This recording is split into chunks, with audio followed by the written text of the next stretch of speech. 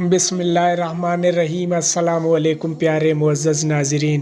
प्यारे नाज़रीन, आपको अब मोबाइल चार्ज करने के लिए ना बिजली की ज़रूरत पड़ेगी ना चार्जर की झंझट।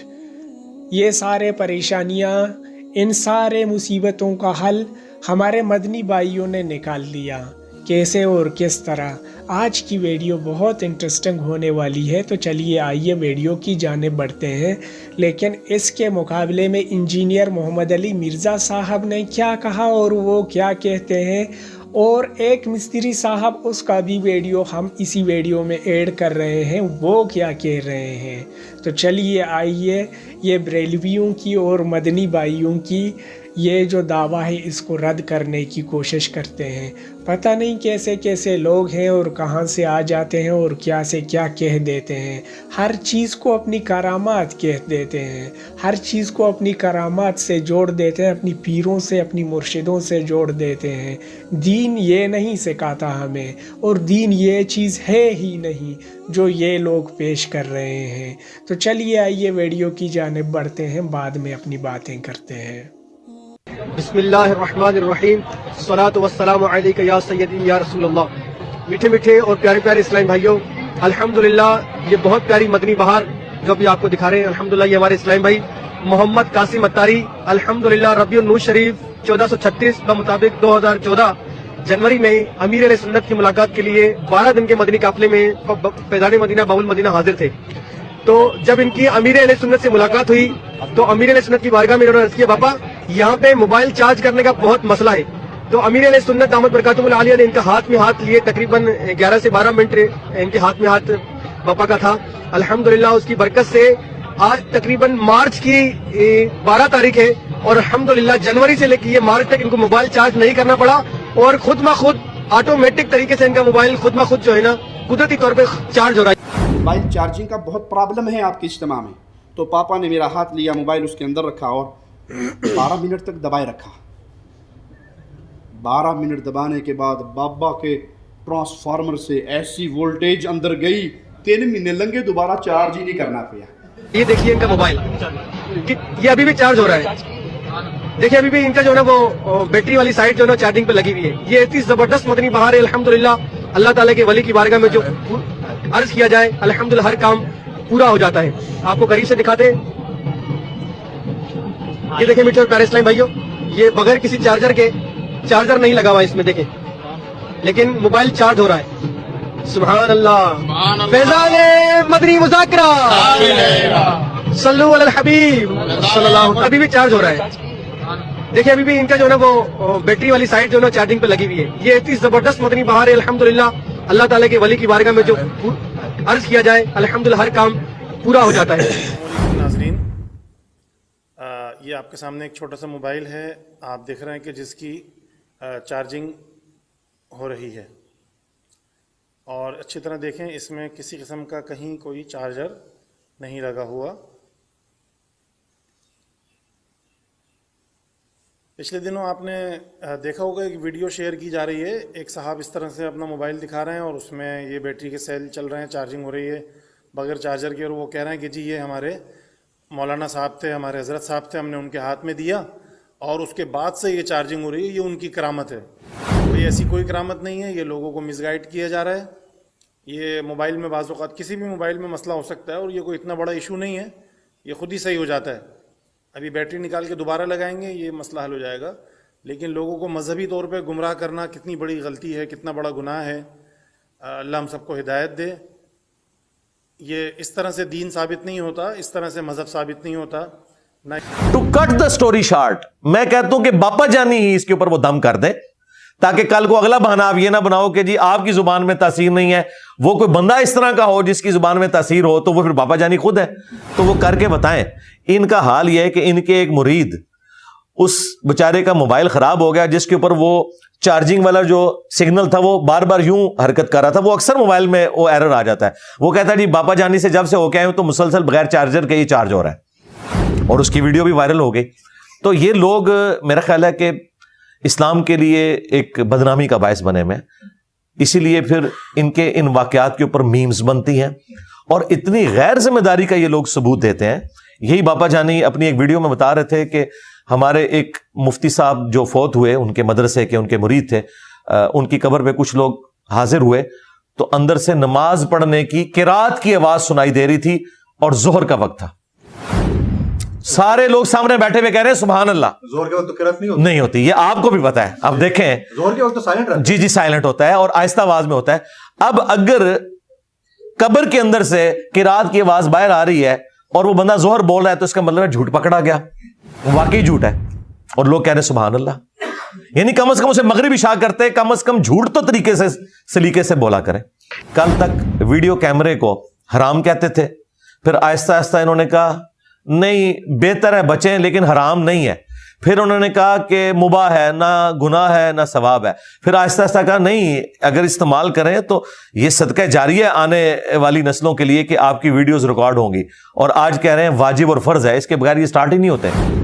اور اپنے ٹی وی چینلز بنا لیے ہیں ان لوگوں نے. اب دیکھیں یہ جو الیاس قادری صاحب ہیں مدنی چینل والے، ہمارے ایکس مرشد رہے ہیں. ہم جب اسٹوڈنٹ لائف میں تھے تو ہمارے جتنے سینئرز تھے انہوں نے اپنے گھروں میں ٹی وی توڑ دیے تھے ہاکیاں مار کے کہ یہ نبی الاسلام کا دشمن ہے. آج ان کے مدنی مراکز کے اندر بڑی بڑی LEDs لگی ہوئی ہیں. ہاں تو میں نے پھر یہ ریکویسٹ کی تھی کہ آپ اپنے ماننے والوں کو بتائیں کہ جو نبی الاسلام کا دشمن تھا اب اس کی نبی سے دوستی ہو چکی ہے اتنی کہ وہ ہماری مسجد میں آ گیا. یہ بتائیں. ایک کتابچہ ویسے انہوں نے لکھا، جی ایک کتابچہ انہوں نے لکھا کہ میں پہلے ویڈیو کیمرے والے معاملے کو حرام سمجھتا تھا لیکن اب جائز سمجھتا ہوں. یہ انہوں کی ایک نیکی ہے کہ انہوں نے کی ہے. لیکن اسے ذرا کھول کر بیان کرنا چاہیے تھا کہ جو آپ پرانے خواب بیان کیا کرتے تھے کہ جی ٹی وی جب گھر سے نکالا تو نبی الاسلام کی زیارت ہوگی، تو آپ نے تو مسجد میں لا کے ٹی وی داخل کر دی ہے. وہ پھر خواب جھوٹے تھے یا آپ اب جھوٹے ہو چکے ہیں؟ یہ اس قسم کی جو چیزیں ہیں نا یہ اسلام کی بدنامی کا باعث بن رہی ہیں. اگر یہ لوگ سمجھتے ہیں کچھ کر کے دکھا سکتے ہیں تو میں نے ایک چھوٹی سی ڈیمانڈ رکھی ہے ان کے لیے. خود ان کے جو بڑے بزرگ ہیں خادم رضوی صاحب، وہ کہا کرتے تھے کہ امام مالک کا قول ہے کہ امت مر جائے اس سے پہلے کہ نبی الاسلام کی گستاخیاں ہو رہی ہیں اور وہ اسے روک نہیں پا رہی. تو میں نے کہا تھا بابا جی آپ تو کہتے ہیں کہ دنیا میں بزرگوں کی ڈیوٹی لگی ہوئی ہے، تو آپ کے بزرگ کیوں نہیں مر جاتے جن کی ڈیوٹی ہے کہ وہ یوٹیوب سے نبی الاسلام کی شان میں جو گستاخانہ ویڈیوز ہیں وہ کیوں نہیں ڈیلیٹ کروا دیتے؟ امت کیا وہ امت ہی نہیں ہے؟ انہوں نے اپنے نبی کا کلمہ نہیں پڑھا ہوا یا وہ اپنے نبی کے غدار ہیں؟ اور ان کی تو سب سے بڑی ڈیوٹی ہے کیونکہ وہ ڈرائیونگ پوسٹ پہ بیٹھے ہوئے ہیں. اگر وہ کچھ نہیں کر سک رہے تو اس کا مطلب ہے آپ جھوٹ بول رہے ہیں. یہ بزرگ اڑتے ہیں، چھوڑ دیں. میں نے کہا تھا مینار پاکستان سے ان بزرگوں کو نیچے پھینکتے ہیں، یہ اڑ کے بتائیں. کوئی نہیں اڑ سکتا. اسٹیچو آف لبرٹی کو ادھر لے آئیں. جی کچھ نہیں. یا اسٹیچو آف لبرٹی کو مارگلا ہلز پہ لا کے رکھیں، انشاءاللہ ہمارے پرائم منسٹر بھی آرمی چیف بھی ان کی بیعت کر لیں. قسم کے عقائد اور نظریات ہمارے سب کانٹیننٹ میں پھیلے ہوئے ہیں نا، اور میں کہتا ہوں کہ گمراہی کے لیے زرخیز ترین زمین جو ہے یہ سب کانٹیننٹ انڈیا، پاکستان اور بنگلہ دیش کی زمین ہے. عجیب و غریب دیو مالائی قصے کہانیاں اور واقعات مشہور کر کے اور پتہ نہیں کیا عوام الناس کو پاگل کیا ہوتا ہے. اور آپ اس طرح کی باتیں کریں تو کہتے ہیں جناب یہ بزرگوں کی گستاخی کر دی ہے. ہم کہتے ہیں بزرگوں کو کہیں خدا کے لیے اپنی گستاخی کروانا بند کریں. اب آئے پبلک میں آ کے دکھائیں جو کچھ ہے ان کے پاس. لوگ گستاخی کرنا بند کر دیں گے. ہم سارے سوشل میڈیا کو بھی بلا لیتے ہیں، پرنٹ میڈیا کو بھی بلا لیتے ہیں اور چینلز والوں کو بھی بلا لیتے ہیں، BBC کو، CNN کو، جیو کو بلا لیتے ہیں، ARY والوں کو، دنیا والوں کو، سب کو بلا لیتے ہیں. بزرگوں کو کہ سامنے آئے، اپنی بےعزتی اتنے عرصے سے کروا رہے ہیں اور خصوصاً میرے ذریعے تو بہت زیادہ کروا رہے ہیں، سامنے آئے اور وہ ساری چیزیں کر کے دکھا دیں. آپ کو بیان کرتے ہوئے شرم و حیا آتی ہے نہ سننے والوں کو کہ ان سے پوچھیں کہ یہ کیا آپ دین لوگوں کو سکھا رہے ہیں.